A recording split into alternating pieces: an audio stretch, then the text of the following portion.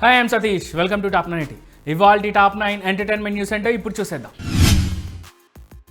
RRR చిత్రంతో అంతర్జాతీయంగా భారీ క్రేజ్ను సంపాదించుకున్న రామ్ చరణ్ సినిమా కావడంతో పెద్ది చిత్రంపై ఓవర్సీస్ మార్కెట్లో అంచనాలు ఆకాశాన్ని తాకుతున్నాయి. ఈ క్రమంలోనే పెద్ది అమెరికాలో అడ్వాన్స్ బుకింగ్స్ రూపంలో బాక్సాఫీస్ వేటను అప్పుడే షురూ చేసింది. తాజా ట్రేడ్ రిపోర్ట్స్ ప్రకారం నార్త్ అమెరికాలో ప్రీమియర్ షోలకు సంబంధించి జరిగిన ప్రీ సేల్స్ అప్పుడే $500,000 మార్కును దాటేసి సరికొత్త రికార్డ్ క్రియేట్ చేసింది. ప్రీ సేల్స్ ట్రెండ్ చూస్తుంటే కేవలం ప్రీమియర్ షోల ద్వారానే ఈ చిత్రం $1 మిలియన్ క్లబ్లో చాలా సులువుగా చేరేలా కనిపిస్తోంది. రామ్ చరణ్ మాస్ ఇమేజ్కు బుచ్చిబాబు బ్రాండ్ తోడవడంతో USA ఆడియన్స్ ఈ సినిమాను చూసేందుకు ఎగబడుతున్నారు.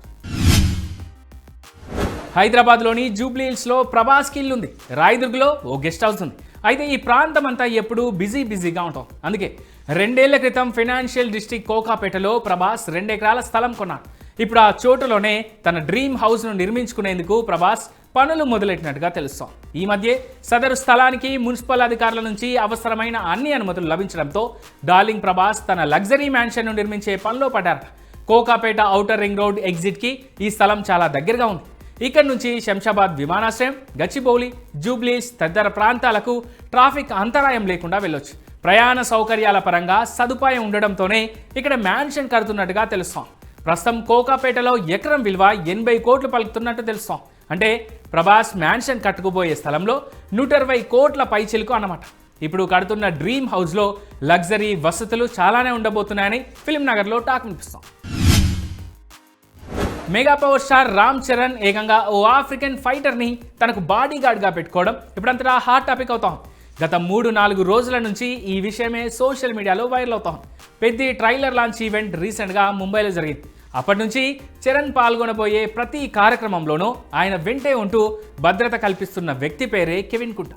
ఆఫ్రికాలోని గాంబియా దేశానికి చెందిన ఇతడు అంతర్జాతీయ స్థాయిలో MMA ఫైటర్గా గుర్తింపు తెచ్చుకున్నాడు. ఇటలీ మిడిల్ వెయిట్ ఛాంపియన్గా ఎన్నో రికార్డులు సాధించాడు. కేవలం బాక్సింగ్ రింగ్ లోపలే కాకుండా నిజ జీవితంలోనూ సెలబ్రిటీలు, అంతర్జాతీయ VIPలకు, VVIPలకు సెక్యూరిటీ అందించే ప్రొఫెషనల్ బాడీగార్డ్గా కూడా ఇతనికి భారీ డిమాండ్ ఉంది. ఈ క్రమంలోనే పెద్ద ప్రమోషన్స్ జరిగేంత వరకు రామ్ చరణ్ ఇతడిని మాట్లాడుకున్నట్టు తెలుస్తాం. అయితే భద్రత కల్పిస్తున్నందుకు గాను రోజుకు $2 లక్షల ఇస్తున్నారని సోషల్ మీడియాలో చర్చ నడుస్తోంది. టాలీవుడ్ నిర్మాత బండ్ల గణేష్ తన కెరీర్ ప్రారంభంలో నటి సౌందర్య మరణించిన రోజున షూటింగ్ సెట్లో ఒక సీనియర్ నటుడు తనను చెప్పుతో కొట్టి అవమానించాడని సంచలన వ్యాఖ్యలు చేశారు. ఆ అవమానమే కసిగా మారి ఆర్థికంగా బలపడాలనే పట్టుదలతో తానొక పెద్ద నిర్మాతగా ఎదిగేలా చేసిందని, అయితే ఆ హీరో పేరును బయట పెట్టకూడదని నిర్ణయించుకున్నట్టు ఆయన వెల్లడించారు. అయితే ఈయన చేసిన కామెంట్స్ ఇప్పుడు నెట్టింటా వైరల్ అవుతున్నాయి. టాలీవుడ్ హీరోయిన్ కామాక్షి భాస్కర్లా తాజాగా ఓ టాక్ షోలో తన చిన్నతనంలో ఎదురైన ఘోరమైన లైంగిక వేధింపులు, రిలేషన్షిప్స్, బ్రేకప్స్ గురించి ఓపెన్గా మాట్లాడారు. తాను కేవలం 4 ఏళ్ల వయసులోనే చవి చూసిన లైంగిక వేధింపుల నరకాన్ని బయటపెట్టి అందరినీ షాక్కు గురిచేశారు. ఈ క్రమంలోనే సమాజంలో శారీరక కలయిక గురించి చెప్పే పదాన్ని బూతులా ఎందుకు చూస్తారో తనకు అర్థం కావడం లేదన్నారు. చేతులు కలపడం దగ్గర నుంచి ఫిజికల్ రిలేషన్షిప్ వరకు అన్ని శారీరక మానసిక శక్తులు మార్పిడే అన్నారు. మనసులోని ఆలోచనలను పంచుకోవడం గొప్పదైనప్పుడు శారీరక కలయికను తప్పుగా చూడడం కరెక్ట్ కాదని ఆమె తన అభిప్రాయాన్ని కుండబద్దలు కొట్టినట్టుగా చెప్పుకొచ్చారు.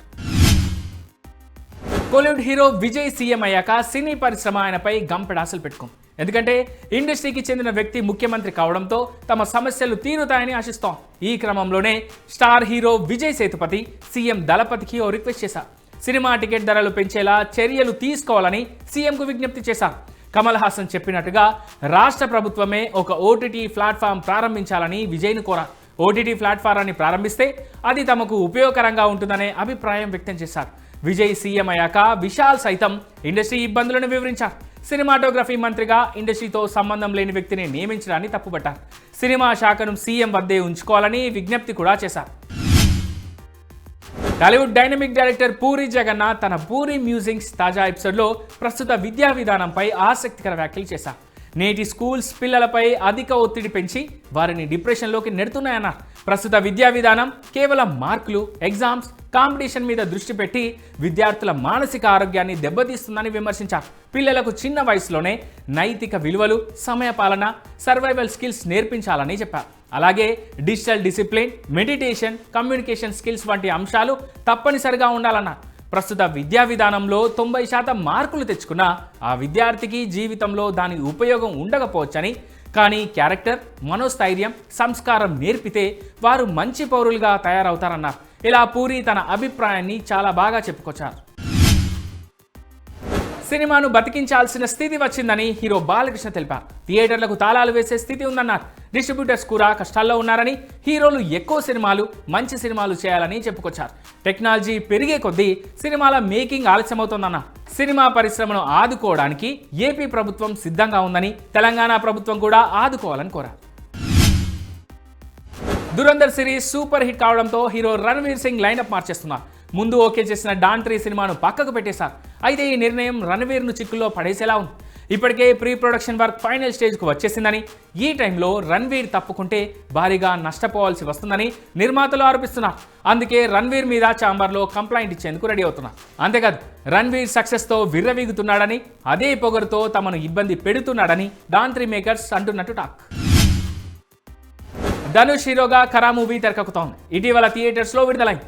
ఈ సినిమాను ఈ నెల 28న ఓటీటీలో విడుదల చేయనున్న విఘ్నేష్ రాజా దర్శకత్వం వహించిన చిత్రం ఇది. రూరల్ యాక్షన్ థ్రిల్లర్గా రూపొందింది. తమిళంలో ప్రేక్షక ఆదరణ పొందింది ఈ సినిమా. డబ్బింగ్ చిత్రాల నిర్మాత, నెల్లూరు డిస్ట్రిబ్యూటర్ గజ్జలపూడి హరి గుండెపోటుతో కన్నుమూశారు. హరితో తనకు 25 ఏళ్లకు పైగా పరిచయం ఉందని నాగార్జున అన్నారు. హరి మరణ వార్త విని షాక్ అయినట్టు తెలిపారు. అక్కినేని కుటుంబానికి ఆయన ఓ పిల్లర్లా నిలబడ్డారని గుర్తు చేసుకున్నారు. ఇండియన్ సినిమా హిస్టరీలోనే అత్యధిక బడ్జెట్తో తెరకెక్కుతున్న రామాయణ సినిమాలోని మొదటి భాగాన్ని దివాళీ కానుకగా నవంబర్ 7న రిలీజ్ చేయాలని దర్శక నిర్మాతలు ముందు నిర్ణయించుకున్నారు. కానీ ఇప్పుడు నిర్మాత నమిత్ మల్హోత్రా ఆలోచన మారిందని, చెప్పిన టైం కంటే వారం ముందే అంటే అక్టోబర్ 31న రామాయణ ఫస్ట్ పార్ట్ను రిలీజ్ చేయాలని భావిస్తున్నట్టు తెలుస్తోంది. దసరా హాలిడేస్ను క్యాష్ చేసుకోవడానికే మేకర్స్ ఈ నిర్ణయం తీసుకున్నట్టుగా తెలుస్తోంది.